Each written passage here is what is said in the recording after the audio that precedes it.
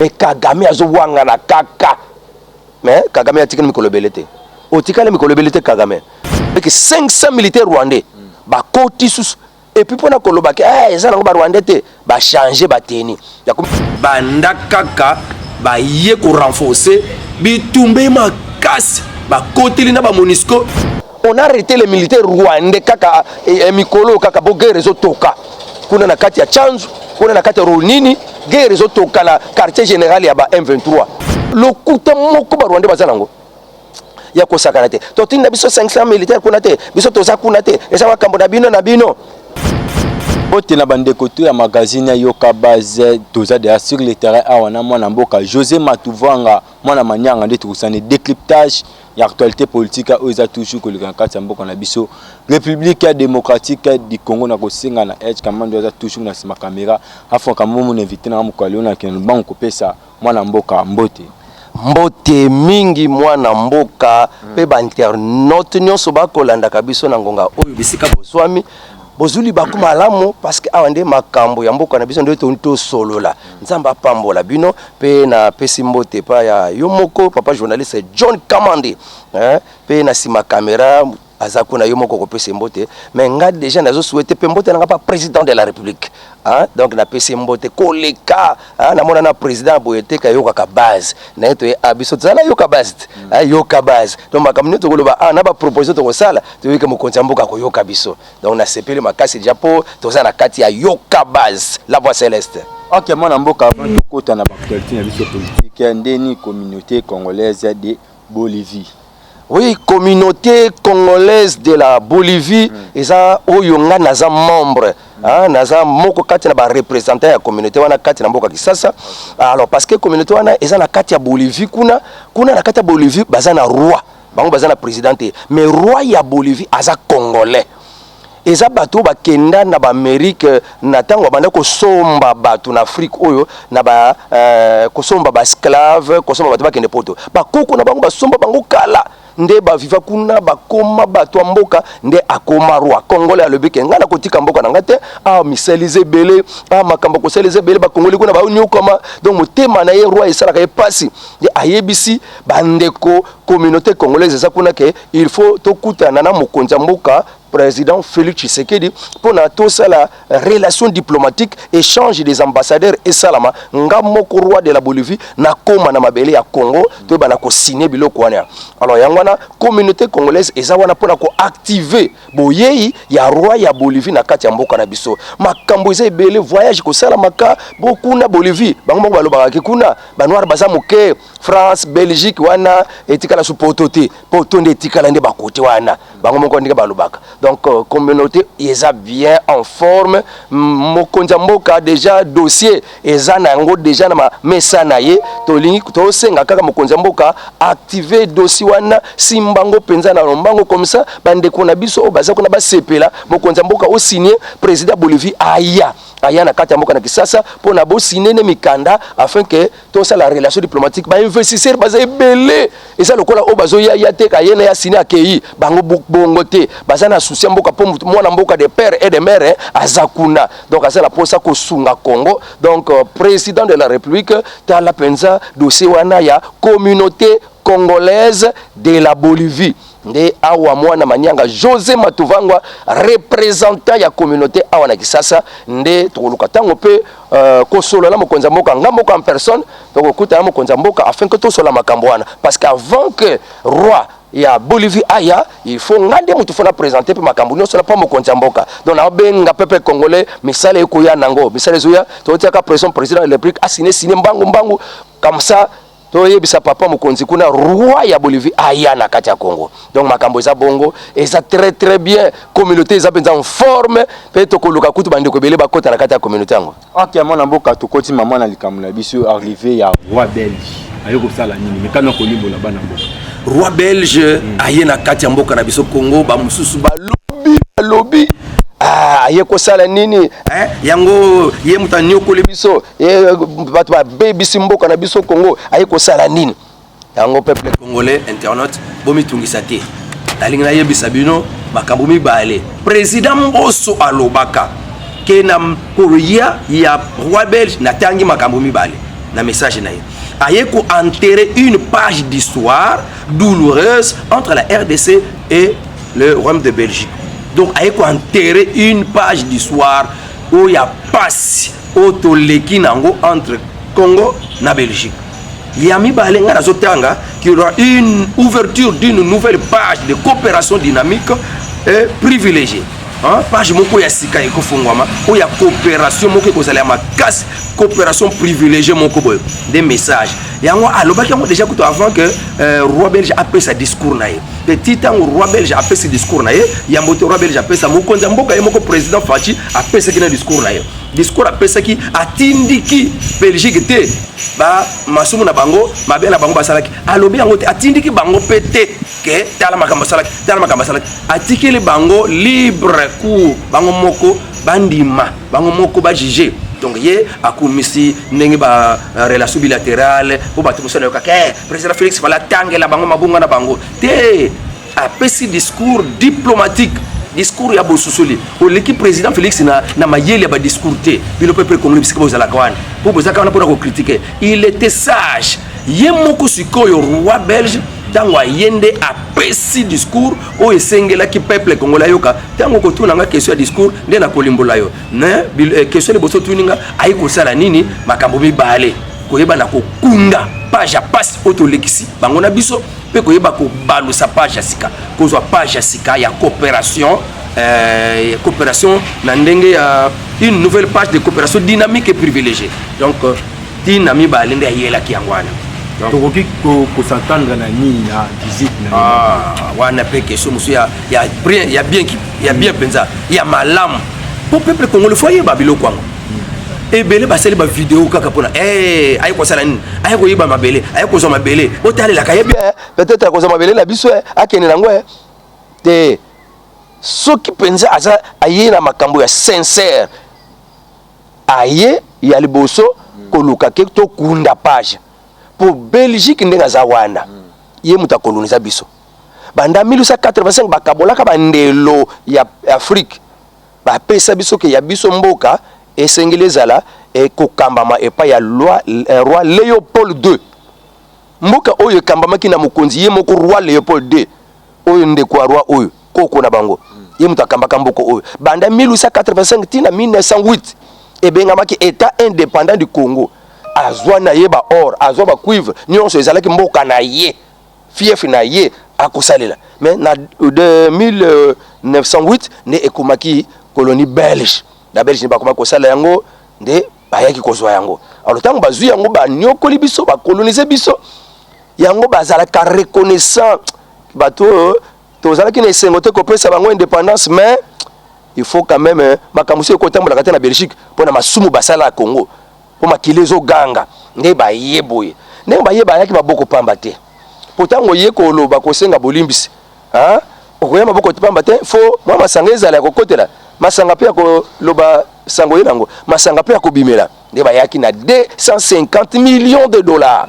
wana batiengo na ba projet de développement kati na mboka na biso ba projet ba social ba formation ba jeunes donc ba projet de développement ebele ya ba agriculture ezala kati nde ba projet yango ba ye nango mbongo oyo to senga ka ba sala ngo malamu afin que ba projet wana nyonso oyo esengele sala la mbongo wana esala po mboka na biso ki moyibele ki makasi ba kosimbisa ngo pa mutu alie na yepe ezala zuzi moko ta kosambisa ye yango to ko bangela ka mbongo wana fallait vraiment esimba makaka na ye moko mokonzi comme ça ti ba sala ka ngo misala soki te ko pesa mwana manyanga ngana kosimbela ye po biso ba Congo to ibaka te mais to moni roi belge ayebu peuple congolais bango zila ya ne eloko mais to moni ayina ba biloko misusu discours nini yango oyo hotel mapé ce peuple congolais mon mboka donc à part 250 millions de dollars oye nango veuillez m'excuser à part 250 millions de dollars oye aye nango ye lisusu na ekoti moko boye babengango masque bazwango na bato ya suku ba etini ya suku bazwango kuna alors masque wana nde bazwango bato etini ya suku babando kosala yango pona nini so babando kotsanga bandako na bango babando sala yango pona jeune fille azobota te fo bakende pembe na masque wana o mutu azana ba chance te to boza attaquer nde bokende kozwa kuluka protection kuna alors bango batikala koyiba bango bakende lango na Belgique yango ye aye kozongisela biso masque wana azongisela pona signe ya bolingo, signe ya reprise ya relation. Donc baye na masque wana bayibaki yango bazwaki yango kuna na etini ya suku masque wana. Alors aye nango na 250 millions de dollars pe aina ba investisseur rebelle na chaque domaine baye balaki batu ba signer pe ba contrat na makambo belé mususu bakosala nde yango wana po Belgique esengeli to zonge la relation na biso po Belgique aza na un mot à dire pour na changement Congo banda na mboka libanda parce que na ba grande puissance Belgique paza na kata ba Renault wana même na communauté européenne na Union européenne Belgique aza na kata siège kuta Union européenne eza na kata Belgique donc Belgique soko bango bavandi aza na droit aza na likambo un mot à dire pour na Congo pe bango nyoso balandi yango ke ndenga tika kibiso kaka bongo yango mutu nyoso sakani laki na ye RDC mutu nyoso nyoko laki na ye donc po papa na biso parent na biso azaki daka kota na biso bongo mais lokola mutema ne zongi na discours na ye mokonze mboka roi belge alobi je regrette nako pesa ta moi récit mouke ya discours à pesa qui le roi de la Belgique a réaffirme ce plus profond regret pour les exactions de la colonisation. Donc azo regretter ndenge ba bomisa bato na ta ya colonisation ndenge ba bando ko dominer biso ba ko beta ba beti pe muta kufipe. OK kaka bongo. Azo regretter na régime colonial oyo bango bazalaki nango e vanda ki likola exploitation, domination ba relation illégale donc ba exploiter mboka na biso ndenge ke bango ba voami biso tutikale ba bola a reconnaître yango ke non bokonzi la bango e vanda ki likolo ko dominer donc discrimination, racisme, donc biloko nyonso wana. Donc ko beta à tel point que yo mutu mundu ba considérer la nyama lokola ngulu ba ko ni atana mutu ba ko lokola mutu ba beta ngulu lokola ka ba beta mboa donc ba considérer que ce bongo donc si ka mundele azolia yo mutu mundu ko zalate donc il faut biloko mundele mutu mundu ko liango donc racisme, discrimination et si ka ba ko la batu mundu e ko la batu ba mindele donc discrimination donc ko kabola raciste donc il y a à reconnaître biloko nyonso wana a lobby na pesi ba regret na ngai na sengi bolimbisi na ngai po eza langage ya bato minene wana oyo penza baza bakonzi bango balibisha je réaffirme mes plus profonds regrets na makambo to sala donc c'est ka sengi bolimbisi ata na bible soku muta sengi bolimbisi vraiment to limbisa te nga penza mwana manianga na limbisi na ngai soku muta sengi bolimbisi nda mutu aloba soko limbisi te nzambe pe akolimbisa yo te biso to limbisi lokola to limbisi alobi ka bakisi banda lelo intégrité ya frontière ya ba Congolais faut la respecter ngai mokonzi ya Belgique roi de la Belgique banda lelo na s'impliquer pour la sécurité ya RDC pour bazo tungisa bazo nyokola na ba groupe rebelle belé ngai na kubanda ko s'impliquer pour na afin que intégrité ya mboka na biso Congo la respecter donc à côté biso simbisi pour na to benga na banguna libanda to benga na ba M23 libanda pe ba onyo so ba dongoli miso ba ko bo makabato na katia mboka na biso RDC donc tozo siko soutien ya président soutien ya Belgique nek toza boy donc même quand na bisika mususu oyo ba commandement ezalaki ba tiatia ba touchi ngai mwana manianga na osenga lokola tozongeli na biso coopération na Belgique même na ba commandement ya armée pour to sala bango relation militaire même na Kitona bati la biso mundele la Belgique même na Bandundu bati la biso mundele la Belgique a diriger bisika nyonso ba formation militaire ezali bati la biso ba mundele même ba société biso ki muyibele kito onatra DGM boso ki banane bati la biso ta mundele soki ba société pardon ba onatra na ba société ni tozana na Congo régie des eaux ba SNEL batia mundele wana boso ba mindele bazongi ko kamba ba société ba jekamine oui ba miba so mindele bazongi mboke uzonga na ordre en tout cas poso batia kaka PDG mumundo akoyiba na koyiba mboko ba mukimoyiba ezati na makila eza passe donc lokwa ba yeboye bazongi la kokamba ba yekolisa ba congolais ne ba kambaka po ba yekolisa biso te ba to zo indépendance sans que ba former biso yango to yo na poto yango lokola ba yimba zonga boye ba former biso ndenge bato bazalaka na somi ndenge bato bakambaka ce qu'on a est roi belge qui osala nini mwana mboko oui na est lokola kuna nde poto ezali bitumba ko lekaka donc roi belge azoke na est à vivre ba yebise penza nini zo leka lolenge nini bato bakufaka donc pasi bazoka akuta na population yebisa yeke toyoka kaboye bino bozande ba o bokoneza biso bozande ko ba papa na biso me makambo boye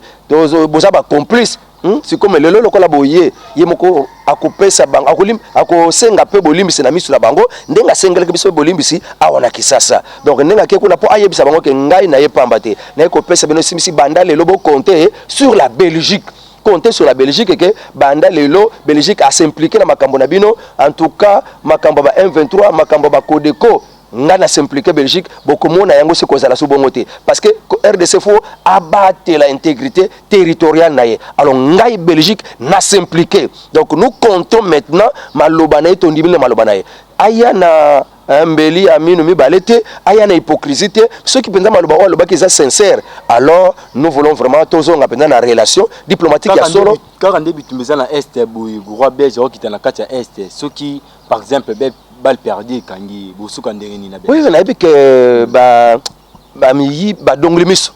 o balinga kamboke za tout en désordre ba kosala pe manœuvre alinga ki akende na Nord Kivu na Goma alinga kende pe na Ituri na côté Ituri pe mais na dernière minute de koyoka nouvelle ke akokende na Sud Kivu na Sud Kivu kuna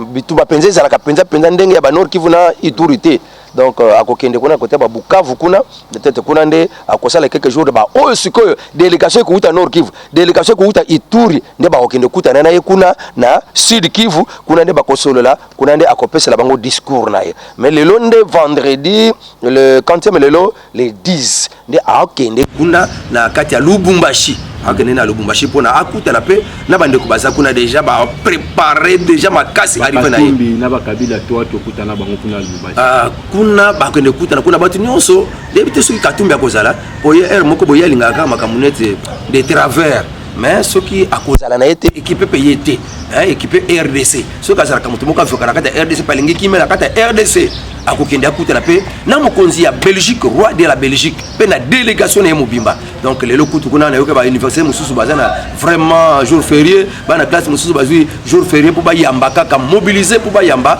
roi belge ngana lobaka bon wana ezala ngo biso pour président Félix Tango kenda kuna na Belgique ba mobiliser kango ba tumba mindele te tout le peuple congolais a lobby qui ndenge cortège pour PC roi belge mettons mokonza mboka kita kuna Belgique ba yamba kayi bongo tende bino boyambi roi belge oui bité pourquoi bazo ba oui bato belé ba sali ba vidéo ba émission pour la critiquer réception oyo vraiment roi belge azui na kati ya Congo que président Félix Tango kenda na Belgique jamais ba mobiliser ba belge ba mindele ba kende ko yamba président Félix communauté congolaise oyo za na Belgique de mutu ba kenda ko yamba ye mais jamais mais biso ndenge to mobiliser batu ezala ngo biso mboka Congo ya to mesala bongo ezala ba mususu pe belé lokola ngana kende kina ngati na mona kyango ka ezaki ngo non événement o bakoyamba ye mais peut-être ko kende ko yoka discours ne ça va donc ko yamba ye kuna na aéroport bon na mona kyango non événement parce que e bana concernant ngo ngaite na ebike o baza disposer ko yamba ye moko moko mboka gouvernement na ye ba sénat parlement ba ko kende na ba cortège na le kina cortège ya mkonza mboka donc ba yamba ki eza sinda mo biso ba congolais tozaka vraiment batu moko boyambi yango batu ebele ba lokama déjà pour la peuple yango ezalaka simple et yambaka batu be batongo ka ba yambaka bango ka balinga kosala mabe na Congo lonzambe abalukilaka bango biso to yaka biso to yambaka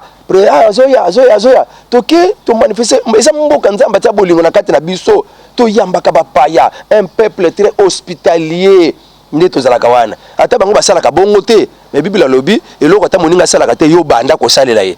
bomona kala payer au PC leso akobanda kosalela ngo pe donc peuple tokende ko yamba epona bolingo totalaka te ya sanga mabe ya tozana biso plein ya maloba na nzambe donc nous sommes allés le rencontrer to yake ko yamba pona bolingo ya population pona bolingo pardon ya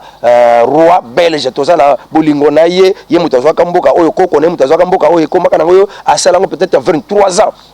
ans azalaka na kata 28 ans azalaka na kata mboka oyo ekomaka na ngo ya ye moko soki koteka ne ateka mais ateka koteka ngote apesa mobimba na roi ya Belgique siko kala le Rwanda alinga kokata biso ndambo eko simba te ba Belge ba lobi eko simba te ata eteni moka mabele ya Congo eko kende sika te roi Belge alobi yango ok mona mboka tosoki petit à petit mais mona mboka to mona ki ba frontière bokanga ki ya ozaki ya okanga mais ndenge ni ba ye ko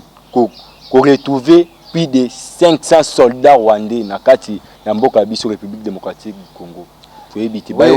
Merci papa journaliste pour na mutu wana yango batu mususu bato tonga kaka mir totonga kaka mur penza to kanga kaka mur wana ko tutika kama nzela moko bato bakotela po tomoni ba cesser le feu boyoka ni ekota na mo dialogue ezala nanu na tango wana kaka conseil de sécurité alobi biso tondimi makambo ministre des affaires étrangères à Rwanda alobi que non ezande ba congolais bato bakende ko yiba ba deux militaires na ngambo ya Rwanda ba yena bango na Congo ba komi ko présenter auto kangi ba deux militaires rwandais donc bandimili bisote bandimili lutunde la te mutalobaki ke to kangi ezande Rwanda mutazana sima ba M23 ba conseil de sécurité andimili bisote donc aboyi ko condamner Rwanda ya condamner kaka M23 alors Rwanda tango moni ke ba condamner ete seke ba laver na bango ye ne akotisi na ba secret et ça na be côté mususu donc bato basala kate donc na bazamba ba frontière mususu za bazamba ka ba côté na nika bazamba na bango 500 la rapport tozui et pas ya porte-parole ya gouvernement ya Nord Kivu nde muta lobby pour gouvernement na biso a porte-parole tozala kanango en tout cas azala kana retard ya ko pesa ba information yango to koma biso ko tala kaka Nord Kivu ba Ituri ba makamba militaire ba lobaka yango to koma koyoka donc alobeki 500 militaires rwandais ba koti sus et puis pona kolobaki eza nango ba rwandais te ba changer ba teni ya komi ko pesa ngo ba teni moko ya soki vert noir mais ba casque na bango ezaka lokola oyo service ya service ya ba sécurité kone ba lataka 500 rwandais nombre yebani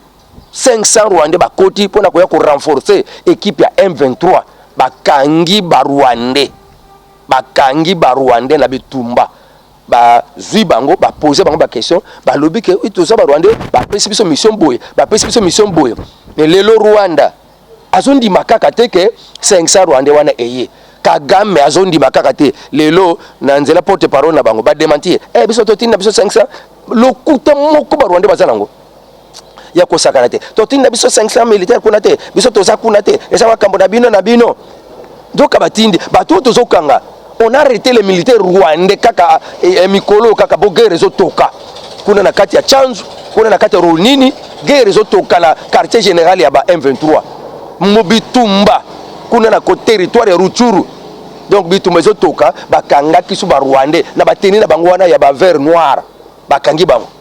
batuni bango bino bozaba toza ba rwandais boy ko saleni to yaki na misoboye bazoloba mais Kagame azowanga na kaka mais Kagame atikana mikolo belete otikala mikolo belete Kagame po yo ozo simba libota na nzambe olingo simba président Fachi ko tungisa ye mutu ayeba na kovanda te abongisa mboka na ye en tout cas toko yebisaka yo keba Kagame oza sona mikolo belete ya kosala kati na mokili oyo mais mwana mboka tongi tout une question moko 500 soldats wana ba kotia côté linzela ni ti ba bazolo ba ki président de la république a dit guerre wana ba na raison pour ce tout édifié la frontière réserve les frontières pour la kokanga c'est que ezalaka te que frontière eza barrage moko bakangi après pour la kokotsa bato foko fongola donc frontière wana banzela ezali ekendaka Rwanda eye wana ba dirishaka mais na bazamba par exemple biso to kanga na Brazzaville na fleuve mais ce qui ezalaki ke ezaki zamba kaka nde kozalaka peut-être ba pilier banzete parce que place moko nde ezalaka ke nzela ekendaka ti Brazzaville et tipa na RDC kuna nde bakangaki mais si on était bazamba mususu kuna bakangi te bazamba pour de distance penza tozwa ka penza distance auto kabolaka na bango na Rwanda ala ba côté na nzela ba chobo ba côté na nzela musie ba skit manzela kaka ya ba chobo kaka wana ba côté la kende na nzela wana donc banda kaka ba ye ko renforcer bitumbe makasi ba côté na ba MONUSCO ba blessé yango na zimitoro bino ba MONUSCO za ba hélicoptère bozana nyonso ba M23 baza combien o bozo ko kate ko bengana ba FARDC et MONUSCO boza ba minduki nyonso mais ba wana baza moke boke ko zinga bango bote bango entre enclime le mato na etenai après bo foudroyer bango ba bombe ba ko kende mais soki bino bo bengane bango boketika bango ka na frontière bozongi ole bo bimisa bango musika kuna rien donc wana nde tozolo ba faire de ndenge Mamadou asalaka ye azuba 23 abengane bango na suka penza kati bango bakati na Rwanda nde abandi ko sala azwa contrôle sikoyo ya ngambu na ye ya mpeto singa ba FARDC botika ka bango na ba village à frontière te bo bimisa ka bango après so bo bimisi bango kote wana bo sali ba base bo vandeli kuna sikoyo totala so ba okota mais ba Rwanda ba bi ba changer ba teni bala tsabino ki makamba M23 bango baza na kati te mais bino boza toujours kokota ba Rwandais na kati ya guerre na bino na bato M23 mwana mboka eloko nini etindi biso tolobake ba Rwandais po bakangaki bato bakangaki ba Rwandais bakangaki ba militaire Rwandais epai ya ba FARDC nde tango bazoko interviewer bango tango bazotuna bango ba question bango moko bazofundaka keto tindi kami batindi biso na Kagame na gouvernement ya Rwanda pona tia kosala musala boye na kati ya mboka na bino to ya tito kota ti na kati ya Goma ba pesa biso mbongo musala ba pesa biso $100 to akobunda po to zana ba promesse ba pesa biso donc bango moko ba militaire rwandais na bilamba na bango ya sika bazui nde bango wana bato bafundi bateki plan wana donc eza bongo pona makambo na guerre eza makasi mais contrôle eza kaka na maboko ya FARDC bazobunda po ba déloger bango suna chanzu wana ba déloger bango na Runini nde sika ba vandisi quartier général ba M23 alors eza na commission moko eutaki na Kinshasa pona koyeba koyokana na ba Kodeko ba groupe rebelle nyonso batika manduki mais Kodeko pe andimaki mwa ba groupe mususu babengi Zaire bandimaki pe basinaki pe mikanda batika manduki ne kaka lobi tozoka susu que non ba Kodeko wana bakesala so ba exaction bakesala so ba trouble mususu alors tozomona ke ba contrat basalaki za lokuta donc il faut que le gouvernement penza que tango siko basali ba contrat il faut vraiment surtout côté ya ba Kodeko wana eza na Ituri kuna na Ituri toza na secours ya ba Ugandais ba ya ba EPDF wana ba ya pona basangisa makasi na FARDC ba bengana ba Kodeko ba bengana ba ADF baza kuna na ba ADF musu baza na Nord Kivu mais tout ça mon akake bazobo makaka on dirait que armée Ugandais zango yose na musalate yango kutana lobaki la fa passer que non malamu bazonga na bango tozo ata armée musu ata Egypte ata Zimbabwe ba ya kobundela biso bango bazona bango bakomi ba Feris so bakomi ko timula diamana bango ba bundela bango sute ba Kodeko ba vandi na bango kana ba vandi ba ADF ba vandi na bango kana ba vandi donc bazo bouger bango te mais tozana ba militaire Ugandais na mboka na biso donc wana na mona ngo ba Uganda kutenga na tiaka bango sous confiance te ndenge ka bazongisa bolingo na Kagame na Rwanda ba Uganda ngana koma ko zo bango deja kumba ba ennemi kaka ndenge tozwa kaka Kagame lokola bango ba yokani na ba ennemi na biso ngana koma ko zo bango ka mulongo moko fale bakata ka contrat OK mona mboka to moni ba vidéo ezo circuler wa ba étudier ba boni bango sur na kati ya Rwanda nini yango zo se passer ni kama limbo na bana en tout cas ba vidéo ezo tambola mikolo yo makasi donc bazo boma bato moko baza lokola na salle moko boye bazolela makila bato batangisa makila bato balobi kaka mwana mwasi moko azoloba tala bakongole bazonio batide na biso totinda vraiment tala ndenge bazoboma bango tala ndenge bazoboma bango donc mutu moko déjà na Nigeria ayebi déjà événement wana nde atindi message que bakongole bokosama te bazobetsa bino mitema pamba wana eza nde événement moko esalamaki na Nigeria kuna pe mo ba groupe rebelle mo bazalaka kuna ba terroriste bazalaka kuna ba kotelaka église moko ya ba chrétien kuna nde ba salaka ba massacre ba betaka pe ba bomaka ba chrétien na église moko na Nigeria mais ça te que ba étudiant congolais te eza bongo te donc toyebi ke ba des étudiants kaka nde ba bomaka kuna na kati ya Rwanda mais o ezo leka ba vidéo moko ke nete talaka baba ndenge zali baba ya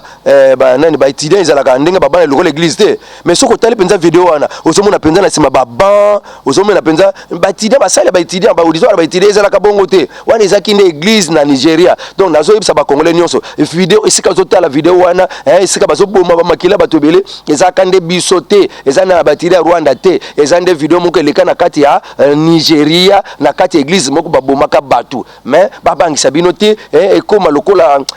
mitema batu esilika donc wana du moins c'est vrai que ba Rwandais babomaki de étudiant na biso congolais mais oyo ozoyo kawana video ezo circuler mwana mwasi moko azolo bake bazoboma penza tala ndenge bazosala donc ezala ngo ba congolais te eza ba étudiant ba congolais te ezande na Rwanda te wana eza makambo esalama na Nigeria yango na ezoko presser ba peuple congolais nde ba nlevaki ancien coordonnateur ya Union Sacrée azale kovanda na kati ya Nord Kivu ba nlevaki na Rwanda abanda kovanda na Gisenyi tiko azosonga na Goma alors tango komi na nzela vraiment téléphone ekomaki soit atteint soit hors de périmètre cellulaire donc azaki injoignable ba yebite ba tele mikolo mais muta awuti kuna na Gisenyi azoya na kati ya Goma mais azate akomite akati te ke wapi donc peuple ya Goma etomboki o aza siko nouveau coordinateur ya Union Sacrée kuna ndenga za wana atomboki ba population lobiki soki kaka to amonani te awa na mabele ya Goma, en tout cas terre de Goma, pas aucun Rwandais na terre de Goma. Donc il faut wana to kata bango tout to sala bango to sala bango to ko linga tout permettre ata un Rwandais sur le sol Goma. Nde lobi na butu tozu message ke mutu wana amonani aye kotika ye pa ya ambassadeur Kare Gande mutu a présenter na gouvernement na biso donc awa na Kisasa nde aye ko mela awa na Kisasa nde yangwana to ko pesa merci po e sali ke mi bandenge to ningisa ki bango ndenge bato Goma batomboki po makamona ngi bandara Goma wana elinge kita na Kisasa elinge ba province nyonso sur le sol congolais aucun Rwandais. Donc il y a comme appel wana mais de grâce que amonani ba Rwandais batikiye donc wana ndeli kambu tozo pesa merci pa nzambe tozo zela sikoye moko asala message na ndenge bisikani ya utaki bisikani ya kendeki nde tozo zela yemoko asala message nde amonana kina ye mutu wana. Ok, mwana mboka balobi TV zango ngato komi na suka émission na biso magazine yoka base lobano ya suka zani pe numéro ya téléphone. Oui, numéro de téléphone. Avant na pesa ngo na senga vraiment c'est qu'on a bobi mwana manyanga na zalaka communicateur de l'UDPS babenga kanga José Matuvangwa mais pour ko préciser ekolo na ngai donc tribu na ngai nde na lobaka mwana manyanga pona bomba te bakoko nanga ba manyanga ba mama nanga ba paranga ba manyanga donc mfumu nzinga tekolo nzinga o bayebi ndenge ne bane kongo basala kawana. Alors déjà le 18 au samedi ezoya ekozala réunion munene ya bane Kongo ekozala kuna na kitambo na salle o ya Lungwana nde koleka kuna ekozala malamu mingi bane Kongo nyonso bazala ba soutenir yango. Na pesi mbote nanga pa ya Sara Lilonga, na pesi mbote nanga pa ndeko nanga Sara Lilonga kuna na kati yango la diaspora mwana Fati, na pesi mbote nanga pa combattante de l'UDPS wandende liso Fati sukuna na kati ya Luaba son excellence Nathalie Tunda Ngando wana la fédérale na pesi bino pe mbote ba diaspora biskanu so bokolanda émission oyo na bo aimer émission bo s'abonner et ko salanga bien mbote na bino banso. On se voit la fois prochaine. Ok, bafo bachala vite Nicole Elongo là. Arnaud est comment les années ma caméra moi na mboka numéro de téléphone. Ah oui, numéro de téléphone pardon. Merci beaucoup papa Jonas pour nous rappeler ngai parce que moi la manière on peut si numéro T et ça plus 243 960 plus 243 951 67 35 plus 243 951 67 35. Mais à Otozali, et ça ici comme école biblique ezali. Vous avez un déconno, azala Kishasa, oh à te ya kamakamba Bible, alinga yekola kolisa makamba Bible, à Luka, avenue Begonias 386. 11e rue résidentielle. 11e rue résidentielle. Ou alinga kolisa mayele ya Bible ya koyekola Bible. Aya na 11e rue résidentielle kunande ba école biblique ezali wana okokomano kaka na $10 pe formation na yo te ya 6 mois ko sala okufuta no kaka $50 mayele ne koli po ba musu ba se improviser na bango pona kokoma ki pasteur et akoma évangéliste mais na mutu ba verset biblique ezala kala ngote pona ko bali sa ba verset ezali kamansa ka te faut ko yekola ndenge to yekola ka géographie histoire mais Bible faut na ko yekola ngo be o limbo lango malamu awa na 11e rue Begonias avenue Begonias 386 yaka awa bako yamba yo bien kimia ezala na bino nyonso na kombo na Christ. OK, to kutani mbala sima biso na bino. Bye bye. Bye bye.